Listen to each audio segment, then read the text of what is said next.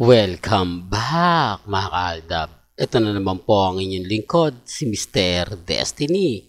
Well, viral na naman nga po itong video na to na kumakalat ngayon at talagang pinagpipiestahan sa social media. Medyo hindi nga po maganda ang mga feedback na nababasa nga po natin sa mga website, sa Instagram, sa Twitter. Medyo masakit po para sa mga followers ni Miles. Bakit nga puro pinupwersa, pinapagiling ang isang mataba, di po ba? Hindi nga talaga kagandahan sa mga nakakapanood. Bakit daw po? Kasi parang pinipilit. Tapos kay Atasha Mulak naman daw po, parang kulang na kulang sa kembot. Parang matigas nga po raw yung katawan.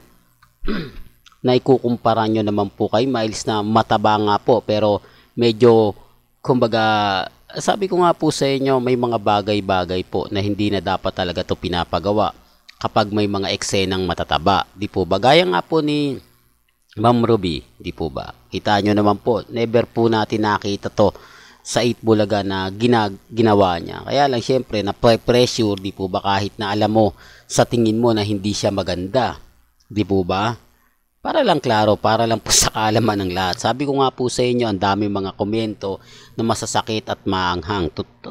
Real talk to mga kaaldab, nababas ngayon si Atasha Mulak at si Miles dahil nga po sa performance na pinakita nila na kulang daw po talaga. Tapos sinabayan pa ni Bossing Big Soto, lalo na.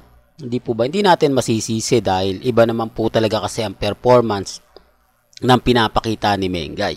Di po ba? Na talagang yung sayaw niya minsan, di po ba, ang baba na talaga. Na sinasabihan na ni Bossing Big Soto na mababa na, di po ba? Kaya nga sabi ko sa inyo, iba po talaga ang performance at kulang na kulang nga po talaga yung mga ginagawa po nila para tumbasan ang ginagawa ni Mengay. At marami naman po nagre-react na wala na, iba na yung performance, hindi na maganda panoorin. Yung iba sa barangay na lang, kapag barangay na po, doon na lang pula sila tumututok.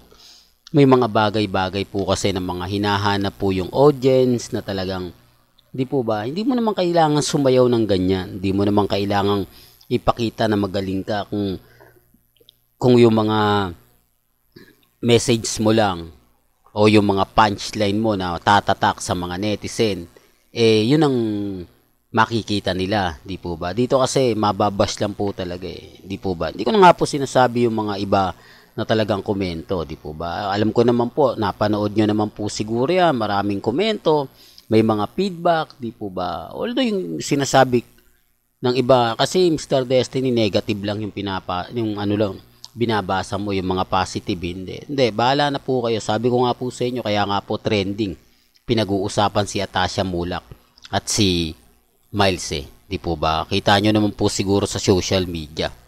Pero gaya sinabi ko, wala pong pilitan kung ano po yung sa tingin po nila, kung ano po sa palagay nila. Di po ba? Well, hanggang dito na lang po yung updates natin Kaya kung gusto nyo pa po ng pinaka-latest at sariwang update, abay tutok lang po kayo dito sa channel ni Mr. Destiny para updated po kayo sa mga latest at sa mga bagong video po na ilalabas po natin maya-maya lang. Kaya kung bago ka lang sa channel na to at isa kang true-blooded Aldab Nation na nagmamahal po kila Mengay at Isoy, tama po ang channel na pinuntahan mo. Kaya consider na po kitang bagong subscriber. At huwag mo kalimutang i-share ang mga video po natin sa mga mami, sa mga titas, at sa mga senyor. Hanggang sa muli, salamat po sa panonood at pakikinig.